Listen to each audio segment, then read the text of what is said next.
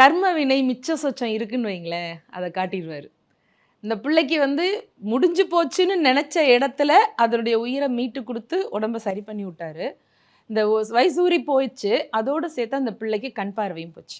கடந்து மறுபடியும் பழனிமலைக்கு தூக்கிட்டு ஓடுறாங்க. அங்கே போனால் மறுபடியும் சொல்லப்படுது, அவங்களுக்கு செய்தி வருது என்னென்னா, கொஞ்சம் கர்ம வினை இருக்கும் உன் பிள்ளைக்கு, கவலைப்படாத அப்படின்னு சொல்லி அனுப்புகிறாங்க. மீண்டும் அந்த குழந்தை வருது. அப்பா அம்மாவுக்கு பிறந்த பிள்ளை உயிர் போய் திரும்ப வந்து பார்வை போச்சு. இப்போ அந்த பிள்ளையை எப்படி வளர்க்குறது என்ன அப்படின்னா, அப்போ முருகன் சொன்னிருந்த செய்தி என்னென்னா, அவனுக்கு வந்து ஊனக்கண், அதாவது புறக்கண் தான் போயிருக்கு. ஆனால் அவனுக்கு ஞானக்கண் ஆகிய அகக்கண் இருக்குது. அவனுக்கு ஞானாசிரியன் நான் தான்.